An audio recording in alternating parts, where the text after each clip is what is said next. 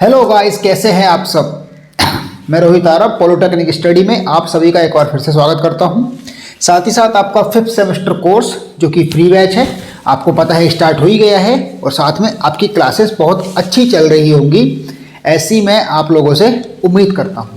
तो बच्चों, यदि आपको क्लासेस अच्छी लगें तो क्लासेस को ज़रूर लाइक करिएगा, साथ ही साथ अपने सभी दोस्तों को शेयर करिएगा और हमारे चैनल को सब्सक्राइब कर लीजिएगा, जिससे कि आपको आने वाले फ्यूचर में भी आने वाले सब्जेक्ट के नोटिफिकेशन अपडेट कंटिन्यूसली मिलते रहे। और बस एक ही मूल मंत्र है भैया पढ़ाई का, और वो है हार्ड वर्क। जो मैं यहाँ पर आपको सिखा रहा हूँ या सिखाऊंगा, बस आपको एक काम करना है कि उसको घर जा कर के दोहराना जरूर है। मैं कोई इंजेक्शन लेके नहीं बैठा हूँ, ये याद रखिएगा, लेकिन मैं पूरी कोशिश कर रहा हूँ कि आप लोगों को कंटेंट एकदम इजी वे में प्रोवाइड कराया जाए। तो बदले में आप लोग भी थोड़ी सी कोशिश करिए, जिससे कि आपका बेड़ा एकदम पार हो जाए। चलिए बिना किसी देरी के करते हैं अपनी फ्री क्लास को शुरू। जल्दी से अपने सभी साथियों को बुला लीजिए, जिससे कि हम लोग अपनी क्लास को शुरू कर सकें। तो आइए पढ़ते हैं क्लास। कि उठो जागो हुआ सवेरा, अब मंजिलों को पाना है, और बहुत हुई रास्ते की ठोकरें, अब चट्टानों से टकराना है। ये फोन, ये टीवी, ये व्हाट्सएप, ये फेसबुक सब मोह माया है। इस लालच रूपी दानव को अब हमको मार गिराना है, और करनी है मेहनत, ना करना कोई बहाना है। उठो जागो हुआ सवेरा, अब मंजिलों को पाना है, बहुत हुई रास्ते की ठोकरें, अब चट्टानों से टकराना है। नमस्कार दोस्तों, मैं रोहित आरब पॉलिटेक्निक स्टडी में आप सभी का एक बार फिर से स्वागत करता हूं।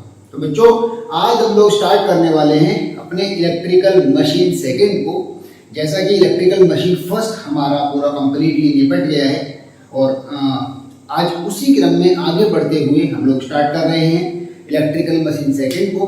तो इलेक्ट्रिकल मशीन सेकंड को स्टार्ट करते हैं, आइए। और उससे पहले मैं आपको बता दूं कि यदि आप हमारे जेई बैच के स्टूडेंट हैं तो बच्चे, आपको पता है कि आपका हमारा मशीन फर्स्ट कंप्लीट निपट गया है, और मशीन सेकंड भी आने वाले 15 से 20 लेक्चर में हम कंप्लीटली इसको निपटा देंगे। आपको जो भी कोई डाउट, जो भी कोई शंका, जो भी कोई समाधान, जो भी कोई परेशानी आती है, तो उसके लिए हम समाधान करेंगे। चलिए बच्चे, शुरू करते हैं क्लास मशीन सेकंड का लेक्चर 3 फेज इंडक्शन मोटर।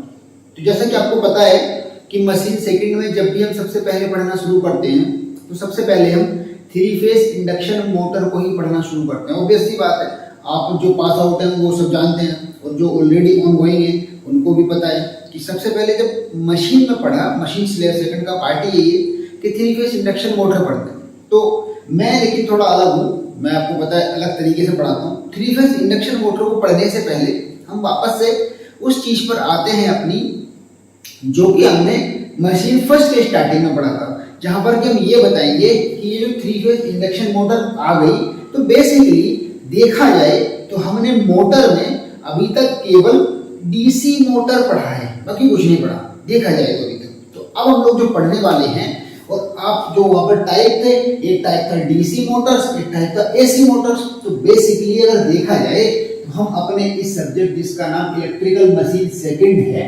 इसमें एसी मोटर्स को पढ़ने वाले हैं। किसको पढ़ने वाले हैं? इसमें हम लोग भैया एसी मोटर्स को पढ़ने वाले हैं, प्रत्यावर्ती धारा मोटर्स को पढ़ने वाले हैं। डिफाइन करें एसी मोटर्स को, the basic definition of AC motor. जो मोटर्स एसी यानी कि अल्टरनेटिंग करंट वाली सप्लाई पर वर्क करेंगी कहलाएंगी एसी मोटर्स, प्रत्यावर्ती धारा मोटर्स। नॉर्मल सी बात है। टाइप कितने होते हैं? तो देखिए भैया, जब एसी सप्लाई हमारे पास 2 प्रकार की होती है, तो ऑब्वियस सी बात है कि मोटर भी 2 प्रकार की होंगी। एसी सप्लाई हमारे पास सिंगल फेज और 3 फेज होती है। तो it's a common sensible thing कि मोटर भी हमारे पास सिंगल फेज और 3 फेज ही होंगी। सिंगल फेज एसी मोटर और 3 फेज एसी मोटर। आई बात समझ में? देखो, एसी मोटर, जो मोटर एसी सप्लाई पर वर्क करे वो कहलाएंगे एसी मोटर। कितने प्रकार की होंगी? 2 प्रकार की होंगी, single phase AC motor, 3 phase AC motor. It's very normal thing. Single phase AC motor, तो जहां तक मैं जानता हूं, सिर्फ और सिर्फ सिंगल फेज इंडक्शन मोटर होती है। लेकिन देखा जाए तो एसी मोटर 3 फेज को, सिंगल फेज तो होगी, साथ ही साथ अगर देखा जाए तो एसी मोटर का दूसरे किसी बेस पर हम एक और क्लासिफिकेशन कर देते हैं और वो होता है सिंक्रोनस और इंडक्शन। ये बाद में बताऊंगा क्या होता है, उसी क्रम में आज हम इंडक्शन पढ़ने वाले हैं, इसका बेसिक आइडिया भी दे देंगे, डिटेल में पढ़ेंगे धीरे धीरे बाद में। और इंडक्शन, सिंक्रोनस को हिंदी में बोलते हैं तुल्यकाली और इंडक्शन को बोलते हैं प्रेरण। तुल्यकाली और इंडक्शन को कहते हैं प्रेरण। तो बात यह है कि एसी मोटर सप्लाई के आधार पर दो प्रकार की होती हैं, उनके वर्किंग के आधार पर दो अलग से दो प्रकार की होती हैं, सिंक्रोनस और इंडक्शन, और सप्लाई के आधार पर सिंगल फेज और थ्री फेज होती है। तो बेसिकली देखा जाए तो ये जो सिंक्रोनस मोटर बनी है या फिर सिंक्रोनस मशीन्स बनी होती है, हमारी जनरेटर को भी ले लेते हैं इसमें बाद में लेंगे, जो सिंक्रोनस मशीन्स बनी होती हैं वो मुख्य रूप से जनरेटर के लिए यूज की जाती है। जहां तक मैं आपको बताऊंगा कि सिंक्रोनस मशीन्स को बेसिकली एज अ जनरेटर ज्यादा यूज किया जाता है एज अ मोटर की तुलना में। सिंक्रोनस मोटर की खुद की अपनी अलग अलग प्रॉपर्टीज है, लेकिन फिर भी सिंक्रोनस मशीन को एज अ जनरेटर कहीं ज्यादा प्रेफरेंस दिया जाता है एज अ मोटर कंपेयर में। लेकिन इंडक्शन को एज अ मोटर ज्यादा प्रेफरेंस दिया जाता है जनरेटर कंपेयर में। मतलब इंडक्शन वाले की मोटर ज्यादा फेमस है और सिंक्रोनस वाले का जनरेटर ज्यादा फेमस है। जैसे किसी दुकान के रसगुल्ले फेमस है, किसी दुकान के समोसे फेमस है, लेकिन दो दुकानें हमारे पास इंडक्शन और सिंक्रोनस, तो सिंक्रोनस का जनरेटर ज्यादा फेमस, सिंक्रोनस जनरेटर को अल्टरनेटर भी कहते हैं, वही the most popular synchronous machine है। और इंडक्शन मोटर की जो मोस्ट पॉपुलर मशीन है वो है थ्री फेज इंडक्शन मोटर, वैसे ही as well as single phase भी, ठीक है जी, लेकिन मोटर ज्यादा फेमस है। ये बात ना मिला कि इंडक्शन की मोटर ही मोस्ट यूजफुल काम में जाती है, इसका अल्टरनेटर जनरेटर बनाते ही नहीं है, क्योंकि लगभग इम्पॉसिबल हो जाएगा, ये नहीं बन पाएगा, ठीक है। चलिए, तो सिंगल फेज जो मोटर होती है एसी, वो सिंक्रोनस मोस्टली थ्री फेज पर भी काम करता है।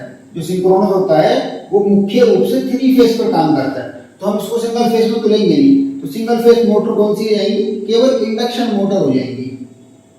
सिंगल फेज जो होगी वो केवल इंडक्शन मोटर हो जाएगी। क्या हो जाएगी? Induction motor. इंडक्शन मोटर को क्या कहेंगे हम हिंदी में? प्रेरण मोटर। और जो आपकी थ्री फेज मोटर है वो दोनों प्रकार की है। थ्री फेज में आपकी सिंक्रोनस भी आ जाएगी और इंडक्शन भी आ जाएगी। सिंक्रोनस मोटर भी आ जाएगी और आपकी भैया इंडक्शन मोटर भी आ जाएगी। Induction motor will also count in three phase AC Motors. तो लेकिन सिंगल फेज में केवल इंडक्शन मोटर है। तो हमको ये सारी की सारी पढ़नी है। हमको सिंक्रोनस मशीन में सिंक्रोनस जनरेटर और सिंक्रोनस मोटर दोनों पढ़ना है इसी मशीन सेकंड के पार्ट में। और इंडक्शन में हमको सिंगल फेज की इंडक्शन मोटर पढ़नी है क्योंकि बहुत सारी होती हैं, और फिर हमको थ्री फेज की इंडक्शन मोटर और सिंक्रोनस मोटर दोनों पढ़नी है। इंडक्शन को तो मैं अभी शुरू करने वाला हूँ और सिंक्रोनस को जैसे जैसे इंडक्शन खत्म होगा उसके बाद भैया हम लोग सिंक्रोनस को स्टार्ट करेंगे। तो चलिए फिर बिना किसी देरी के जल्दी से शुरू कर लेते हैं हम अपने थ्री फेज इंडक्शन मोटर। तो जैसा कि मैं आप और हम सब जानते हैं कि मैंने आपको बिल्कुल बेसिक चीजें बताई हैं। जैसे कि मैंने आपको बताया है कि किसी भी मोटर के और बेसिकली दो ही पार्ट होते हैं, और वो कौन कौन से दो पार्ट होते हैं? एक होता है स्टेटर और दूसरा होता है रोटर।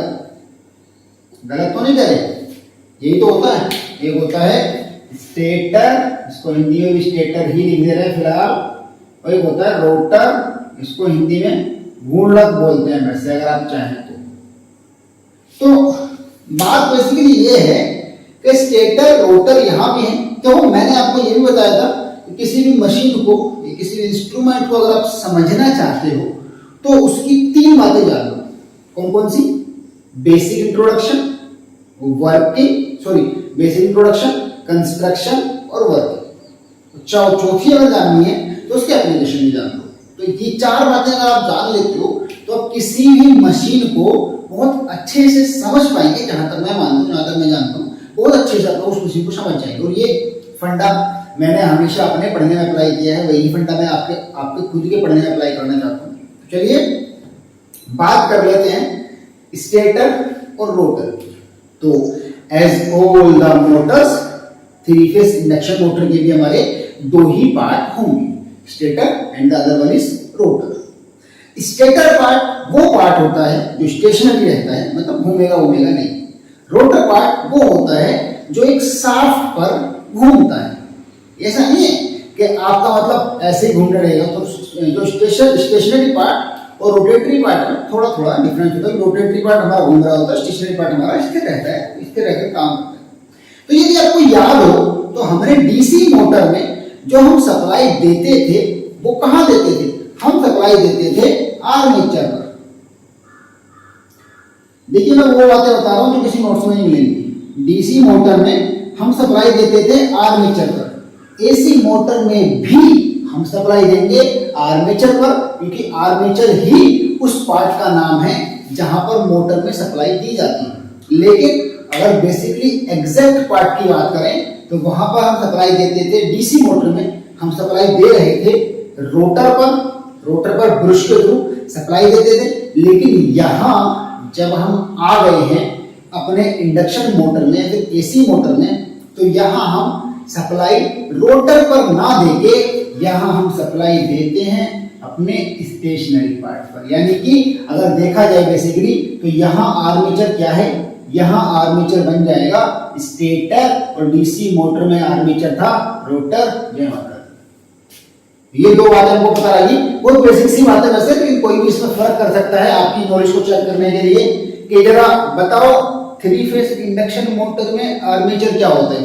तो आप रोटर, अगर डीसी अभी तक अब 90% बच्चे तो सिर्फ आर्मेचर का मतलब रोटर से समझ लेते हैं, क्योंकि उनको मशीन फर्स्ट में यही पढ़ाया जाता है कि आर्मेचर का मतलब है रोटर। लेकिन बच्चे यकीन मानो आर्मेचर का मतलब मैंने आपको अच्छे से समझा दिया ना, तब भी समझाया था जब डीसी पढ़ रहे थे, अब फिर से हमने इसको थोड़ा समझा दिए। तो आर्मेचर का मतलब होता है कि जो हम सप्लाई जहां पर प्रोवाइड कराते हैं उसको आर्मेचर कहते हैं, ना कि जहां से रोटर का कोई मतलब नहीं है। अगर रोटेटरी पार्ट पर सप्लाई दे रहे हैं तो आर्मेचर हो गया रोटर, और अगर हम स्टेशनरी पार्ट पर सप्लाई दे रहे हैं तो आर्मेचर हो गया हमारा स्टेटर। बाकी ऐसा नहीं है कि आप कहीं भी सप्लाई दो वही आर्मेचर बन जाएगा। लेकिन ऑब्वियस सी बात है सप्लाई दोनों में से किसी एक पार्ट पर तो देनी पड़ेगी ना, क्योंकि देखो दो ही पार्ट है, स्टेटर और रोटर। अब बात आती है कि इंडक्शन मोटर क्या है। जब हम अभी तक मैंने क्या कहा, किसी भी मशीन को जानने के लिए उसका इंट्रोडक्शन, कंस्ट्रक्शन, वर्किंग और एप्लीकेशन जान लो। इंट्रोडक्शन पे चल रहे हैं, फिर ये कंस्ट्रक्शन पे चलेंगे डिटेल में।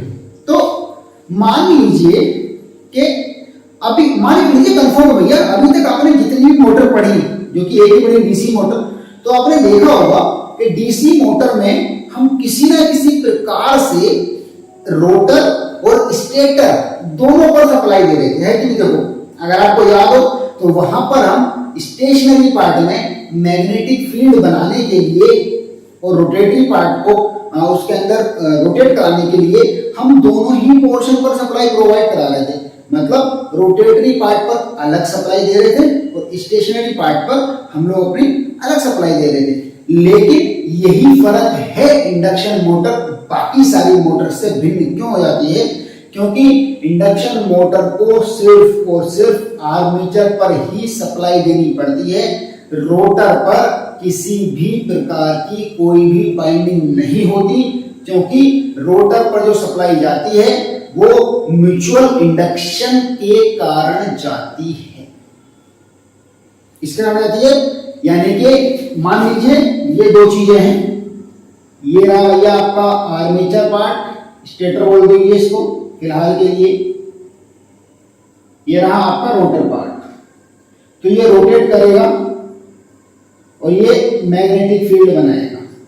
तो जब आपने इसको सप्लाई प्रोवाइड करा दी, जो कि थ्री फेज से सिंगल फेज ऐसी हो सकती है, बात जब थ्री फेज मोटर कर रहे हैं, थ्री फेज मोटर होगी, तो जब इसमें मैग्नेटिक फील्ड जो बनेगा वो रोटेटिंग मैग्नेटिक फील्ड होता है। अभी ये रोटेटिंग मैग्नेटिक फील्ड होता है, इसके बारे में बात करेंगे, लेकिन पहले सुन लीजिए। तो जब ये मैग्नेटिक फील्ड है तो इस पर हम किसी भी प्रकार की कोई भी बाइंडिंग नहीं करेंगे। तो जब इस पर बाइंडिंग नहीं करेंगे तो फिर सप्लाई कैसे जाएगी? जैसे कि आप जानते हो कि मैग्नेटिक फ्लक्स लाइंस जो होती हैं वो वैरी करती हैं नॉर्थ पोल से साउथ पोल की ओर को। तो इसके बीच में एक बहुत ही कम एयर गैप रहता है। जितना हो सके कम से कम एयर गैप रखेंगे, लेकिन इतना भी कम मत रख दीजिएगा कि वो उससे टकरा जाए। आपको कम से कम एयर गैप रखना है, लेकिन इतना भी कम नहीं रख सकते कि वो आपस में टकरा जाए। मतलब आपस में टकराएंगे क्योंकि रोटर तो घूमेगा और स्टेशनरी पार्ट फिक्स रहेगा, तो ऐसा ना हो कि रोटर स्टेशनरी पार्ट से बहुत ही माइनर सा एयर गैप 0.5 mm या 0.3 mm के आसपास का इतना सा एकदम गैप रखेंगे। तो उस गैप के कारण ये जो मैग्नेटिक फ्लक्स लाइंस हैं ये आपकी कट करेंगी रोटर को, और जब मैग्नेटिक फ्लक्स लाइंस रोटर को कट करेंगी तो उसमें एक ईएमएफ बनना तय है, क्योंकि हम जानते हैं फैराडे के। फिर देखो फैराडे दादा हमारे पहिए दादा आगे फिर से भागते, वो फिर से आगे कि अब फिर से मैग्नेटिक। मैंने क्या कहा था यार, मैं सारी मोटर्स को एक दूसरे से जोड़ दूंगा, बस आपकी बड़ी मेहरबानी होगी कि आप मत जोड़ जाना और एक दूसरे में कंफ्यूज मत होना। मतलब ये मत सोच रहा कि इंडक्शन को पढ़ा रहे हैं, सिंक्रोनस को पढ़ा रहे हैं, डीसी को पढ़ा रहे हैं। सारी मोटर्स को एक दूसरे के साथ रिलेट करके बताने का मेरा ये पर्पज रहता है ताकि आप इजीली उनको समझ सकें। ये पूरा मोटिव है, ये पूरा पर्पज है। आई बात समझ में? तो पूरी कहानी क्या है? पूरी कहानी ये है कि जब ये फ्लक्स लाइंस इस रोटर को काटेंगी तो इसमें फैराडे के इलेक्ट्रोमैग्नेटिक इंडक्शन लॉ के अनुसार फिर से एक ईएमएफ बनेगा, और यही ईएमएफ इस मोटर को घुमाने के लिए रिस्पॉन्सिबल होगा। मोटर में एक टॉर्क डेवलप होगा जिससे कि मोटर घूमने लगे। मैं तो क्या इंट्रोडक्शन था अभी वर्किंग नहीं समझाइए, क्यों इंट्रोडक्शन था। वर्किंग तो डिटेल में समझाने वाला हूँ, चिंता ना करो आप, ये केवल इंट्रोडक्शन था केवल। उसके बाद बात आती है आगे, फिर उसको उठाए देते हैं। अभी 2-3 टर्म और सीख लेते हैं, जैसे कि 3 phase magnetic field, rotating magnetic field किस प्रकार से जनरेट किया जाता है। तो मैं आपको बता दूं, जो सिंगल फेज का मैग्नेटिक फील्ड होता है, मतलब सिंगल फेज सप्लाई के थ्रू, आपको मैंने ये भी बताया था, सब कुछ तो बता चुके, बस रिवाइज कराते रहते हैं वो बातें। आपको ये बता दें कि डीसी सप्लाई देते हैं तो किस प्रकार का मैग्नेटिक फील्ड होता है, जब सिंगल फेज एसी सप्लाई देते हैं तब किस प्रकार का मैग्नेटिक फील्ड होता है, और जब 3 फेज एसी सप्लाई देते हैं तब किस प्रकार का मैग्नेटिक फील्ड होता है। तो as you all know that when we give the supply DC, then the magnetic field produced is constant magnetic field. It means to say, if the north and south pole generated one, they will remain the constant poles until we cannot change the position of magnet. मतलब जो हमारे अगर DC supply को देने पर जो पोल बन गए हैं वो तब तक चेंज नहीं होंगे जब तक हम मैग्नेट की पोजीशन को चेंज ना कर दें मैकेनिकली, यांत्रिक रूप से। वैसे ही सिंगल फेज एसी को जो सप्लाई दी जाती है, तो आपको ये भी याद होगा कि सिंगल फेज एसी की सप्लाई देते समय जो मैग्नेटिक फील्ड बनता है वो होता है अल्टरनेटिंग। क्या होता है? अल्टरनेटिंग मैग्नेटिक फील्ड, या फिर होता है हमारा changing magnetic field. Like simple ना। उसके बाद 3 फेज सप्लाई को देने पर जो मैग्नेटिक फील्ड बनता है वो होता है rotating magnetic field. Rotating magnetic field, इसका एक दूसरा नाम भी है, वो है रिवॉल्विंग मैग्नेटिक फील्ड। क्या है? Revolving magnetic field. तो बेसिकली अगर देखा जाए तो फिलहाल हमको ये तो ट्रांसफॉर्मर में काफी अच्छे से पढ़ के आ गए, तो इसकी यहां जरूरत नहीं है। लेकिन हमने ट्रांसफॉर्मर में 3 फेज सप्लाई से बनने वाले मैग्नेटिक फील्ड को उतना डिटेल में नहीं जाना था जितना हमको जानना चाहिए था बेसिकली।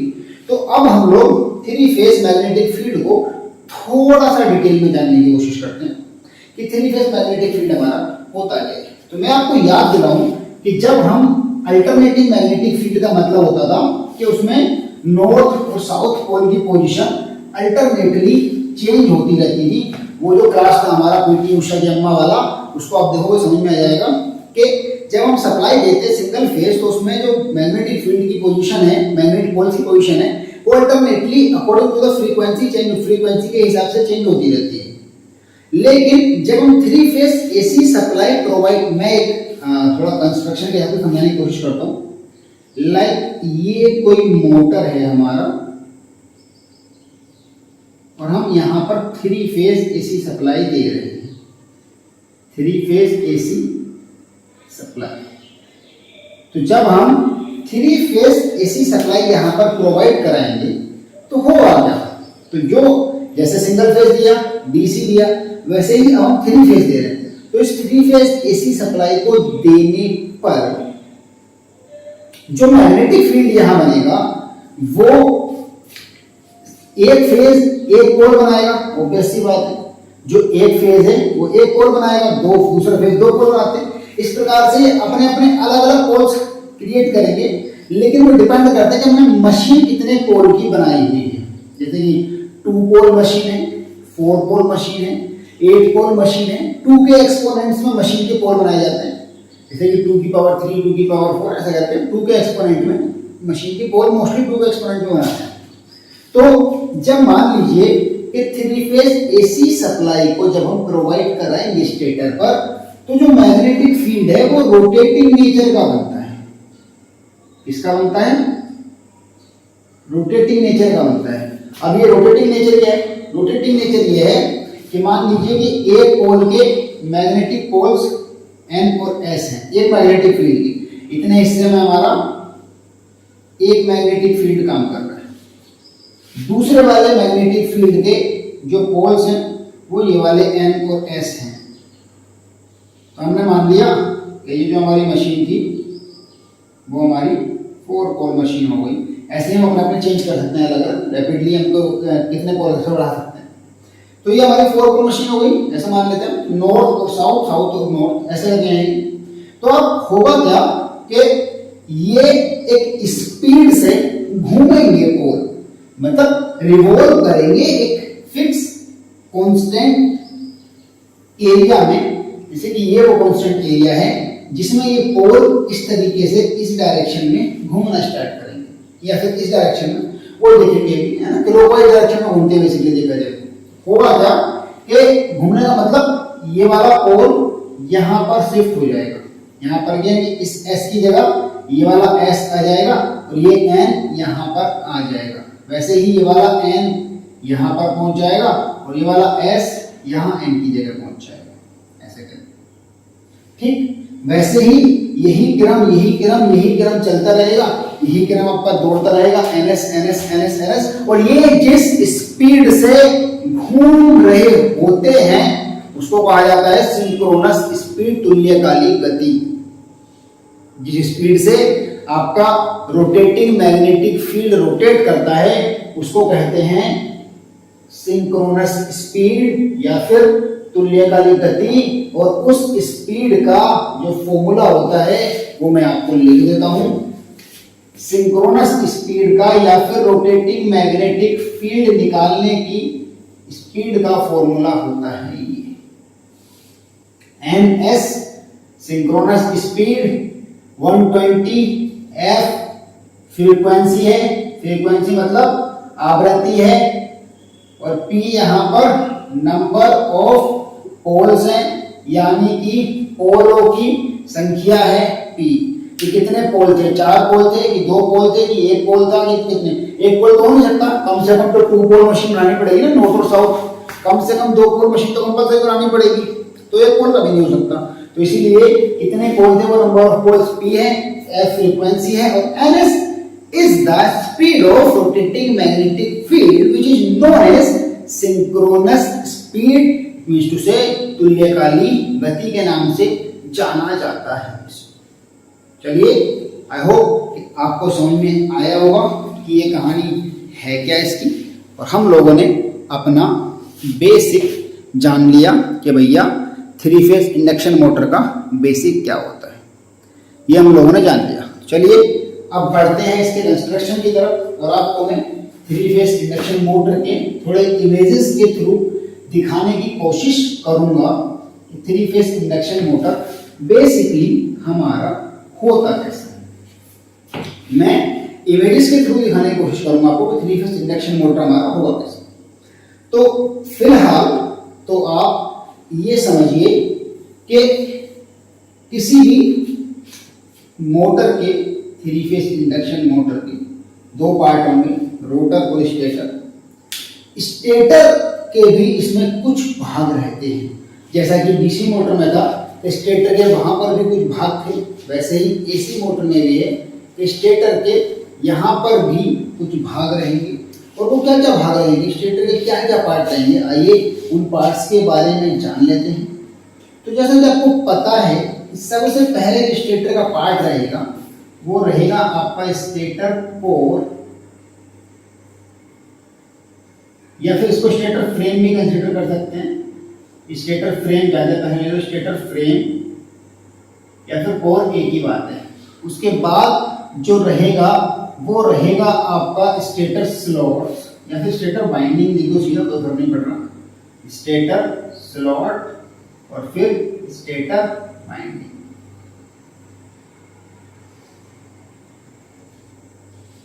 स्टेटर फ्रेम का मतलब रहता है उसका बाहरी आवरण, या फिर जैसे कि फ्रेम का मतलब वो बताया, वो फ्रेम होता है ऐसी जगह जहां पर आपको किसी चीज को फिट करना हो, उसको कहते हैं फ्रेम। तो स्टेटर फ्रेम का मतलब रहता है कि एक आवरण, कोर का मतलब रहता है आपकी कोर जो होती है, स्लॉट का मतलब रहता है छोटे छोटे खांचे, और स्टेटर वाइंडिंग का मतलब रहता है उन खांचों में की गई वाइंडिंग।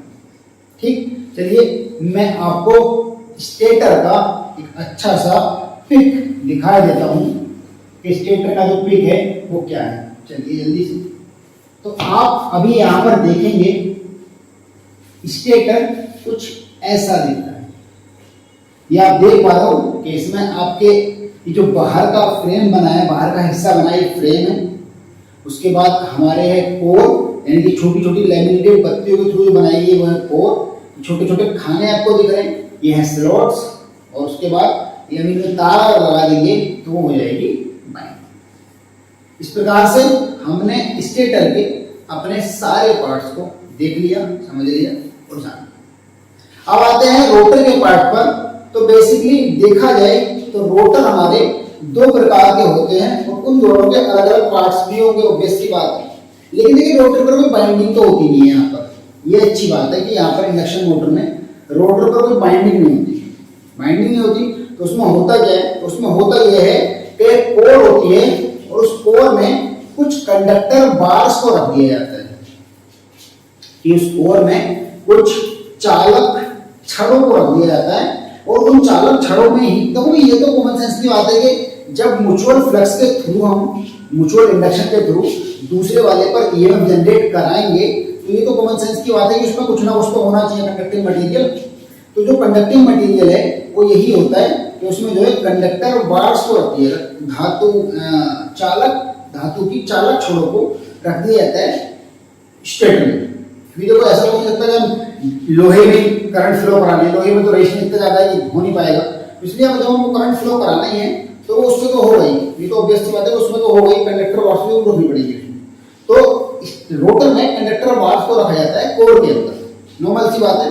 कोर मतलब वही छोटी छोटी पत्तियों से मिलकर बनाई जाती है, उसमें थोड़ी थोड़ी कंडक्टर बार्स को रख दिया जाता है। तो इसके आधार पर हमारे जो रोटर है वो दो प्रकार के होते हैं। एक होते हैं केज बाउंड रोटर, एक होते हैं केज बाउंड रोटर, और दूसरे होते हैं भैया हमारे पास फेज बाउंड रोटर, इसको हम फेज बाउंड भी कह सकते हैं। इनके नाम होते हैं, देखो आप लोगों ने जो नाम सुने हो फेमस होंगे, फिर से बता देते हैं उनके नाम। केज बाउंड का मतलब जो स्पाइरल केज वाले होते हैं, स्पाइरल केज इंडक्शन मोटर सुनी है ना, बस उसी को कहते हैं स्पाइरल केज बाउंड रोटर। और फेज बाउंड रोटर ये सुना है ना, slip ring induction motor, slip ring वो है आपके फेज बाउंड। जो केज बाउंड है वो है स्पाइरल केज वाले, और जो फेज बाउंड है वो है स्लिप रिंग इंडक्शन मोटर वाले रोटर होते हैं। अब स्लिप रिंग इंडक्शन मोटर का तो एक ही रोटर होता है, स्लिप रिंग इंडक्शन मोटर। इसको चलाने के लिए अलग से स्टार्टर बनाए जाते हैं, स्टेटर और रोटर रेजिस्टेंस स्टार्टर वो होते हैं, लेकिन स्टार्टर के बारे में आने वाली क्लास में बात करेंगे। लेकिन केज बाउंड रोटर खुद दो प्रकार के होते हैं। केज बाउंड रोटर एक होता है सिंगल केज यानी कि एकल पिंजरा, और दूसरा होता है डबल केज यानी कि दोहरा पिंजरा।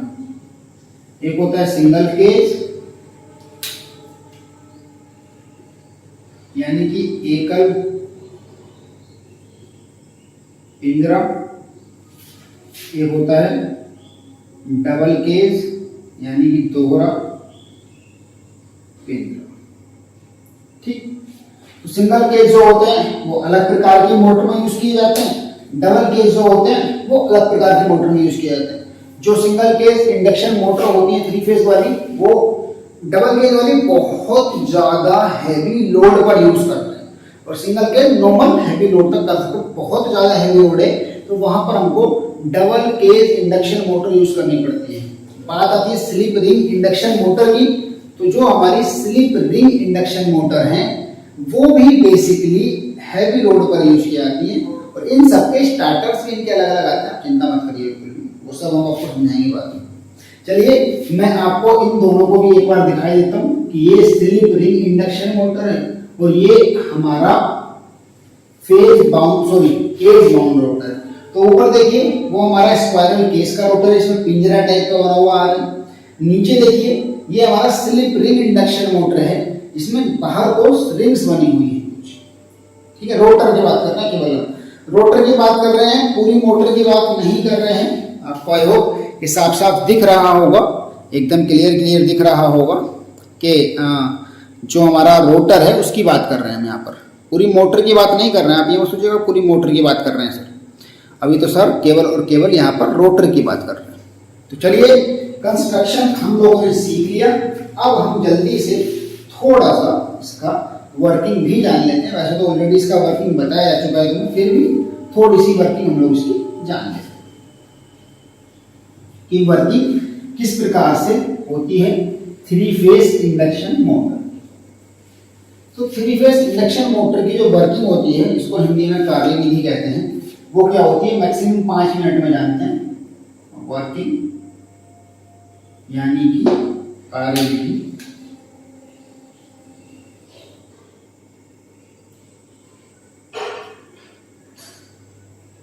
देखिए, जैसा कि मैंने आपको बताया कि जो 3 फेज इंडक्शन मोटर होता है उसके स्टेटर पार्ट पर सप्लाई दी जाती है, और रोटेटरी पार्ट जो है वो स्टेटर पार्ट की सप्लाई रोटेटरी पार्ट पर मैग्नेटिक फ्लक्स के रूप में पहुंचकर उसको घुमाती है।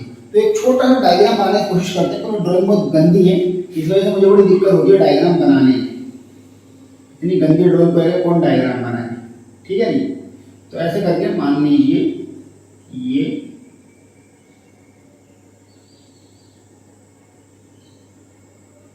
स्लॉट्स बने होंगे इसमें बहुत सारे, ठीक है। चलिए ये मान लीजिए ये स्लॉट्स हैं बस।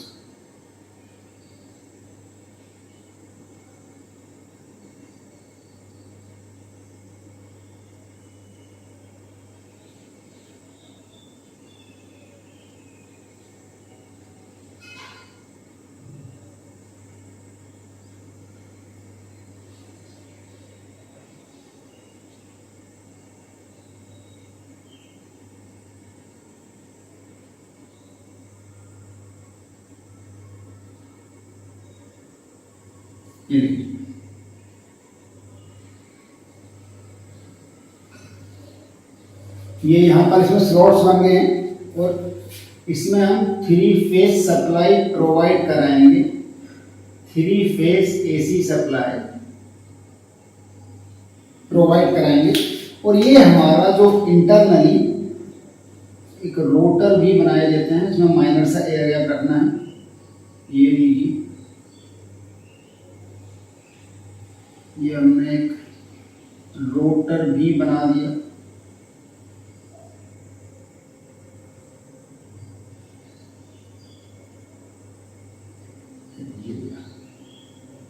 तो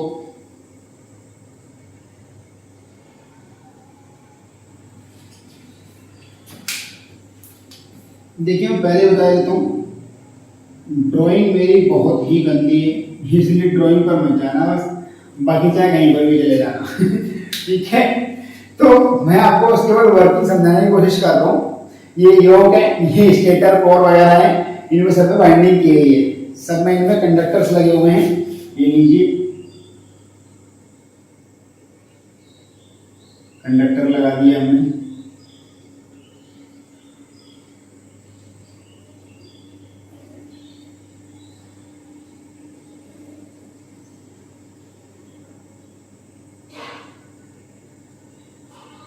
ये अब ठीक, अब थोड़ा सही लग रहा है देखने में पहले से।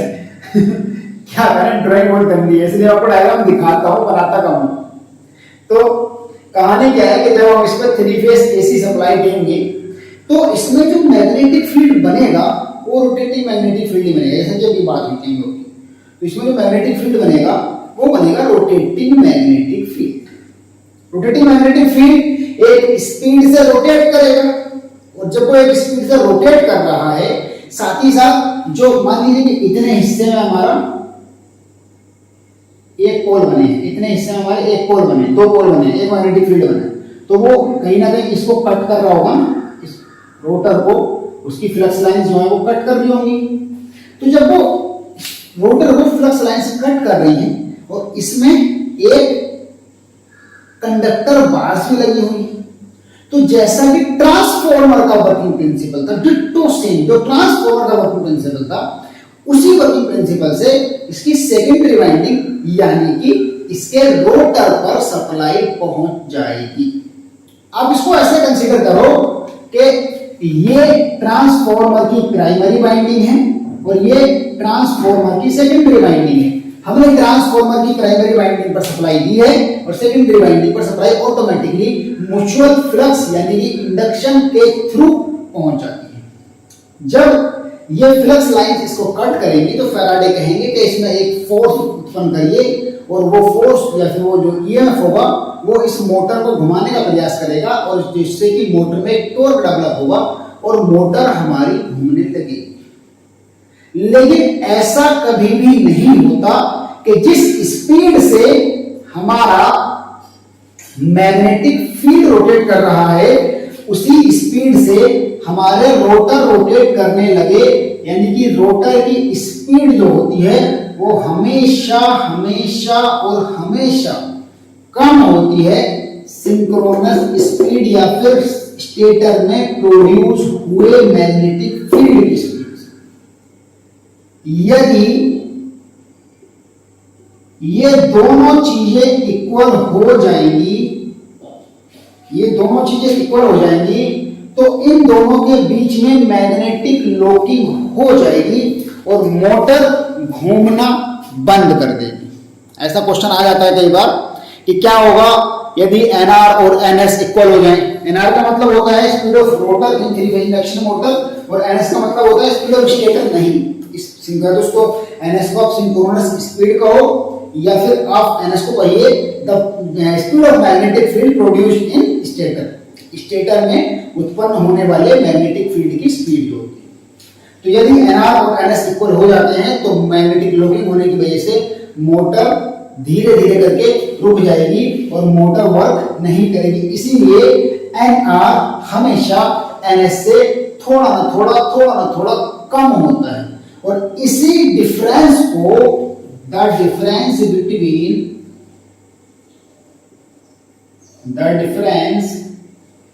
Between NR and NS is known as slip। के NR और NS के बीच के अंतर को कहा जाता है स्लिप। मतलब जिस स्पीड से हमारा NR घूम रहा है जिस स्पीड से हमारा रोटर घूम रहा है NR और जो मैग्नेटिक फील्ड की स्पीड है NS, उनके बीच में जो डिफरेंस होगा वो हो जाएगी speed of slip. Speed of slip हो जाएगी NR minus NS minus NR कर दीजिए इसको, NS माइनस NR, क्योंकि NS हमेशा बड़ा रहेगा ना इसलिए। तो NS माइनस NR हो जाएगी स्लिप स्पीड। और बात आती है स्लिप की कि स्लिप क्या होगा, तो स्लिप होगा NS minus NR upon NS। याद रखना फॉर्मूला बहुत बार पूछा जाता है और बहुत बार ये भी पूछ लिया जाता है कि स्लिप रहेगी कितनी है, अभी ये भी बताऊंगा। लेकिन पहले फॉर्मूला स्लिप का नोट करो। स्लिप क्या होती है? स्लिप जैसे कि मैंने आपको बताया कि NR रोटर की speed, NS speed of magnetic field in stator. तो ये दोनों कभी भी बराबर नहीं हो सकते, हमेशा रोटर की स्पीड मैग्नेटिक फील्ड की स्पीड से कम रहेगी, क्योंकि वो थोड़ा ना थोड़ा बहुत लॉस तो hysteresis loss, eddy current loss तो जरूर होंगे ना उनके कारण से। और अगर ये दोनों आप बराबर कर भी लेते हो तो इन दोनों के बीच में मैग्नेटिक लॉकिंग हो जाएगी और फिर इफेक्ट खत्म हो जाएंगे सारे के सारे और मोटर हमारी रुक जाएगी। तो इनके बीच में कोई डिफरेंस है, ये कम है, इसी डिफरेंस को कहा जाता है स्लिप। और यदि हमको परसेंटेज स्लिप निकालनी होगी तो परसेंटेज स्लिप निकालने के लिए भी यही फॉर्मूला है NS minus NR upon NS। बस परसेंटेज जब कन्वर्ट करते हैं तो 100 से मल्टीप्लाई करते हैं, ऐसा आप सब जानते हो, बस यही काम यहाँ पर भी करना है और हमारी स्लिप निकल के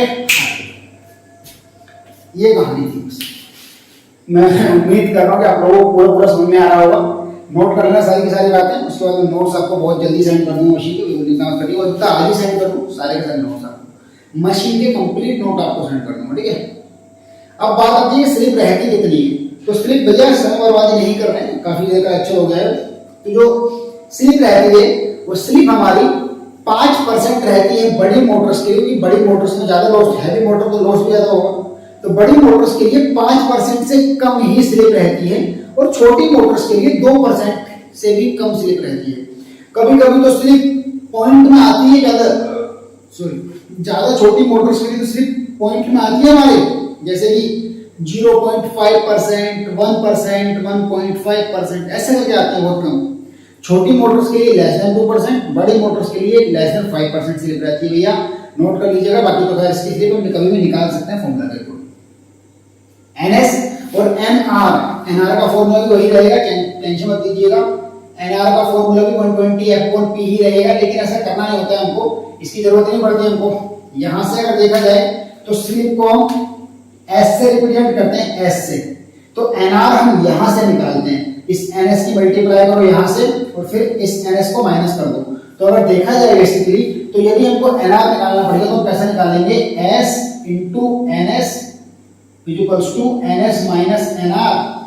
अब NR को इधर जाइए, NS को इधर जाइए, तो NR इक्वल्स टू हो जाएगा, NS कॉमन ले लीजिए और क्या हो जाएगा, ये हो जाएगा आपका 1 माइनस S या फिर S माइनस 1 कर दीजिए, ये लीजिए।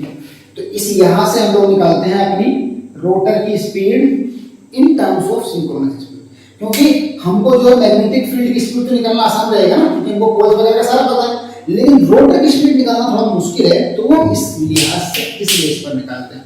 ठीक है भैया, चलिए मैं उम्मीद कर रहा हूँ कि आप लोगों को क्लास में भरपूर मजा आया हो, ऐसी मुझे उम्मीद है। तो अगर भरपूर मजा आए तो क्लास को लाइक कर देना सभी लोग, और अपने बाकी दोस्तों से भी शेयर करो। फिफ्थ सेमेस्टर के बैच के बारे में भी बताओ, जेई के बैच के बारे में बताओ, दोनों प्रकार के बैचेस के बारे में बच्चों को शेयर कीजिए जितना हो सके। चलिए गाइस, मिलेंगे जल्दी अगली क्लास में, तब तक के लिए आप घर पर रहें, स्वस्थ रहें, सुरक्षित रहें, पढ़ते रहें।